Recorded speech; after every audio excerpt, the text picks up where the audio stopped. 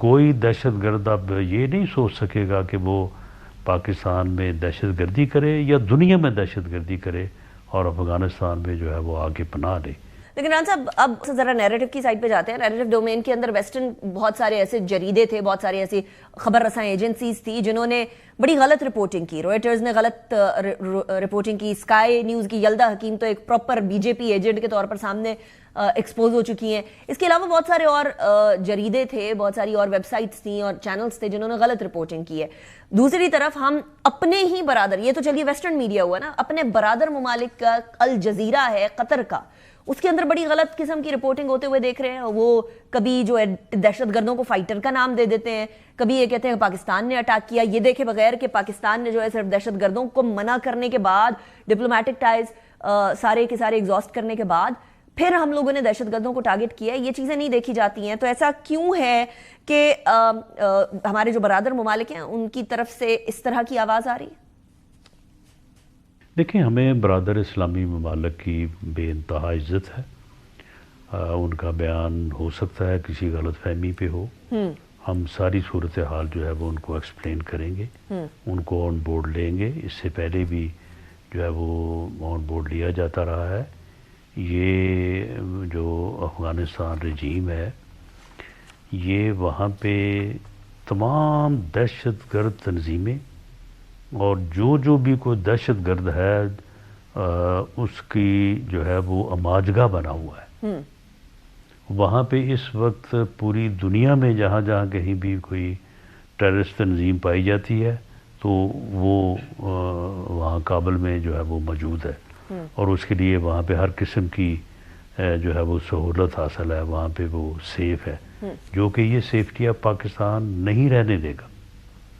کوئی دہشت گرد اب یہ نہیں سوچ سکے گا کہ وہ پاکستان میں دہشت گردی کرے یا دنیا میں دہشت گردی کرے اور افغانستان میں جو ہے وہ آگے پناہ لے, یا افغانستان میں آ کے وہ رہے اور اپنے آپ کو محفوظ تصور کرے. تو معاملہ یہ ہے کہ ہم تو صرف اسلامی ممالک نہیں, پوری دنیا کی جنگ لڑ رہے ہیں.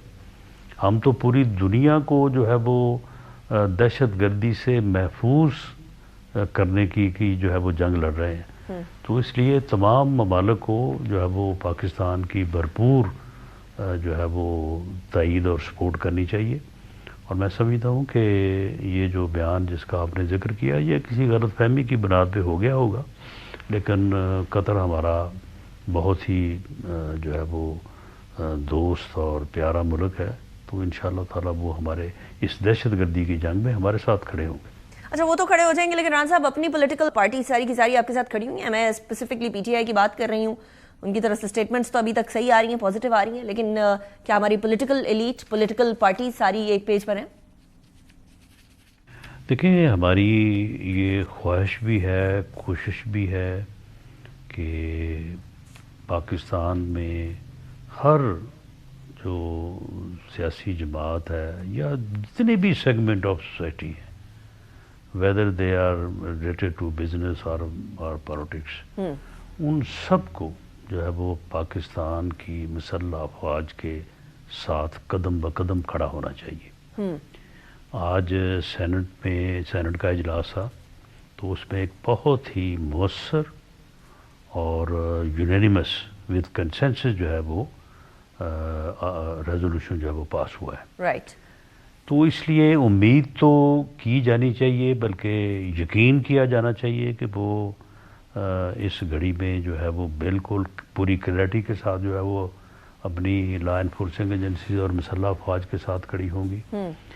اس کے علاوہ ایک اور فیکٹر بھی جو ہے وہ بڑا اہم ہے کہ کوئی اپنے سیاسی یا ذاتی یا گروہی مقاصد کے لیے کوئی بات کر سکتا ہے کوئی, لیکن پاکستان کے عوام, پبلک ایٹ لارج جو ہے وہ رات کی اتنی خوش ہے کہ پاکستان نے جو ہے وہ ایک مؤثر اور بھرپور جواب دیا ہے ان دہشت گردوں کو جنہوں نے ہمارے پیاروں کو جو ہے وہ شہید کیا ہے. عوام جو ہے وہ خوش ہے, عوام جو ہے وہ اپنی افواج کے ساتھ کھڑی ہیں, اسی طرح کھڑی ہیں جیسے مار کے حق پہ کھڑی کوئی تھی. تو اس لیے اگر کوئی اس قسم کی ڈیسینٹنگ وائس بلند کرتا ہے تو وہ اپنا نقصان کرے گا. قوم میں پوری یکجہتی ہے. ٹھیک، بے شک قوم ساتھ کھڑی ہے، اس میں کوئی شک کی بات نہیں ہے.